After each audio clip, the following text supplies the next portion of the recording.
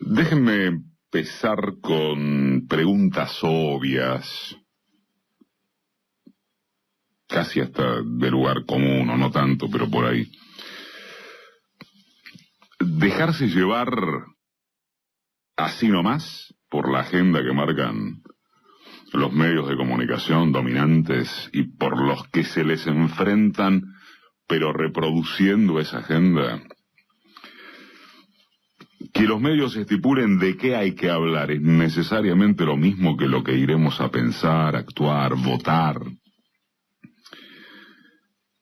Estas preguntas o estas obviedades nos pareció que valía la pena repetirlas al cabo de esta semana, de estos días, en que por un lado circularon con mucha fuerza de golpeteo, pero mucha fuerza, los temas centrales de esos medios, o en esos medios, y los foros de las redes, claro. Y por otro, los datos duros de política y de economía.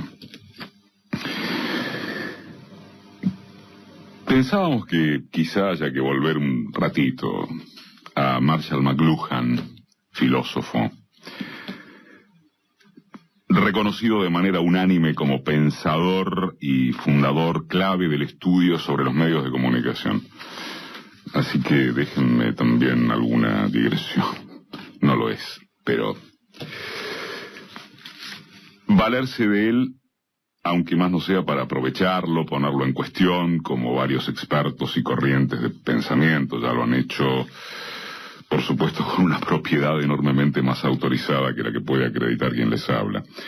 Hacia finales de los 60, McLuhan produjo su teoría de la aldea global.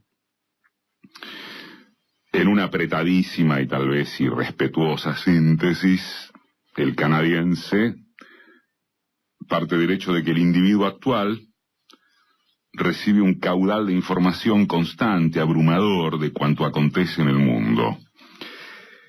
Y advierte que parecemos haber vuelto a la etapa primitiva de las aldeas, cuando lo que podía suceder en ellas era conocido e influyente entre todos sus miembros.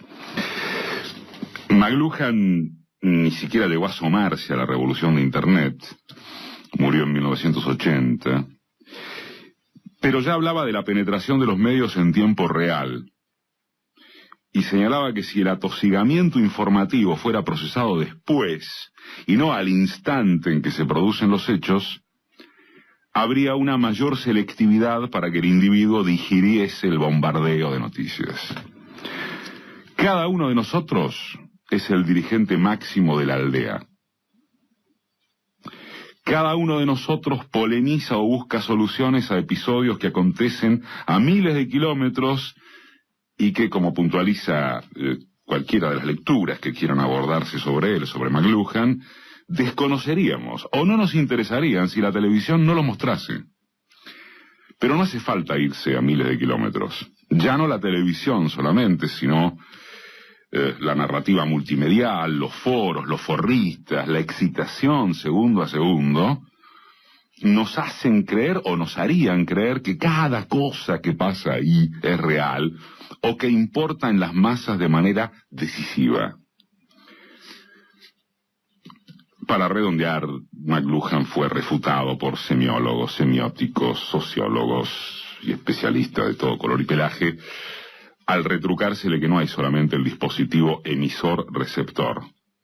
Hay entre medio lo que las sociedades decodifican del mensaje o masaje que reciben de la prensa. Y eso es en función de cómo resultan las batallas políticas que se libren. Lo contrario es concluir en que unos medios dominantes son todopoderosos para hacerle creer al colectivo social cuanto les convenga a sus intereses. Digamos, uno podría decir que la ley de medios audiovisuales está tecnológicamente de modé, o podría discutirlo. Pero su sustancia política es que fue posible pelear contra Clarín y ganarle. ¿Qué vale más? La tecnología seca es lo que pueda suceder, o haber construido conciencia y sentido políticos. Pues bien, sigue habiendo quienes creen que lo que figura en los medios es el factor determinante de lo que piensa la gente y cómo procederá. Numerosas muestras históricas, lejanas y cercanas, locales y universales, reflejan que no es así, o no así de fácil. Hay demasiado vago intelectual que se quedó en McLuhan, o que sin haberlo leído o saber quién es, coincide con que lo mediático influye cuanto le venga en gana, como si no existieran tensiones políticas, contradicciones secundarias, claro, de la clase dominante, liderazgos que ponen las cosas pata para arriba, o algo de eso. De dejarse llevar tranquilamente por lo que los medios sugestionaron en estos días o todos los días, asimilando fijación de agenda con penetración convincente, resultaría que una elección vecinal en Marcos Juárez, una localidad cordobesa con menos de 30.000 habitantes, de los que votaron 16.000, en la pampa gringa que viene pletórica de crecimiento sojero, es síntoma de que una alianza entre el PRO y los radicales, que sacaron 6.500 votos, habrá de ser victoriosa o imprescindible a nivel nacional. Eso es lo que dice Macri, mientras los radicales se desgajan yendo atrás de la dieta que les impone Macri. Si uno se dejase llevar por esa corriente mediática, resultaría que el Papa, invitando a Cristina a juntarse con él antes del viaje presidencial a las Naciones Unidas, es un último recurso para que la jefa de Estado entre en razones. Llegaron a titular así: último recurso, el Papa invita a Cristina. Resultaría que en los diarios andan a los codazos para meter alguna información apenas titulada de impacto negativo en el espacio que les dejan páginas enteras y más páginas con ubicación privilegiada de ofertas publicitarias. Y aún así parece venirse el mundo abajo. Resulta que Aíbo Kutsarida, un personaje del que es incierto suponer que alguien se acuerde exactamente si es actor, modelo o qué cosa, lo usan para redisparar que debe meterse bala como solución rápida al delito. Resulta que mientras tanto, o a propósito de, no ha lugar para describir el horrible papel de la oposición en el debate parlamentario sobre el choque contra los buitres. Y miren ustedes, resulta, para redondear, que sin embargo ha sido en una de las voces más cantantes de los medios opositores, en donde se advirtió que un sondeo encargado por Massa, no por el gobierno, revela casi 40% de los encuestados manteniendo su apoyo al gobierno de Cristina.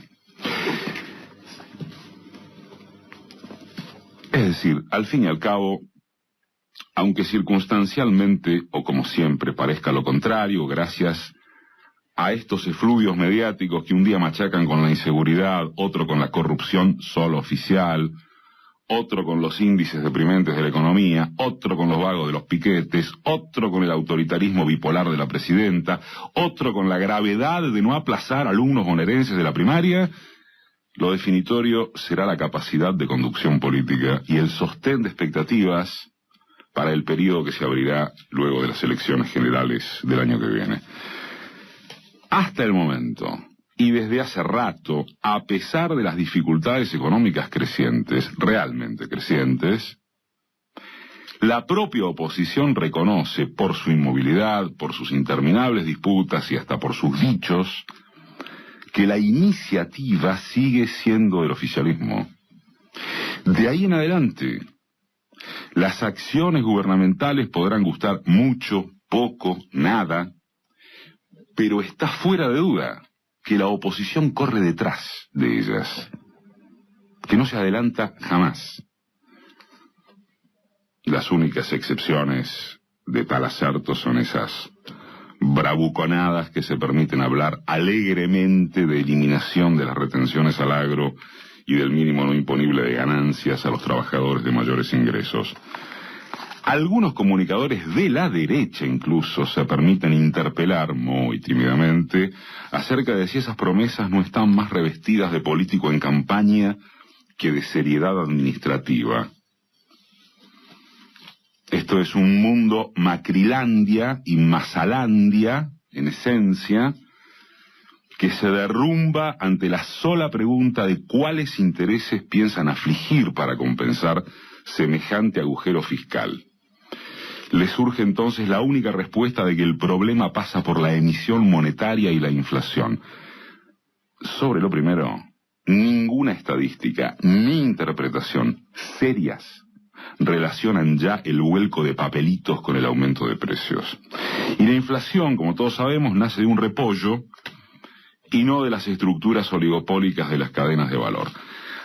Apartadas estas recetas y tonterías de los economistas ortodoxos que asesoran a los candidatos presidenciales conservadores y que a comienzos de siglo hicieron estallar el país, queda el bueno o malo accionar kirchnerista.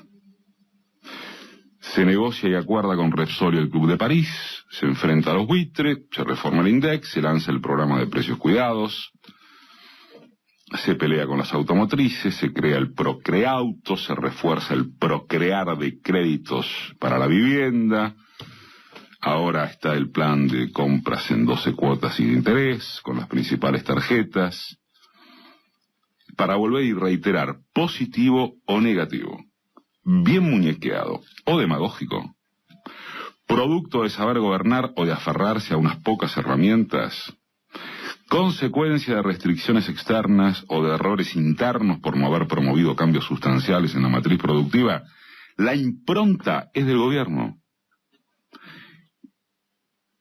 Y vamos a ser muy reiterativos, pero se ratifica que todos los demás son comentaristas.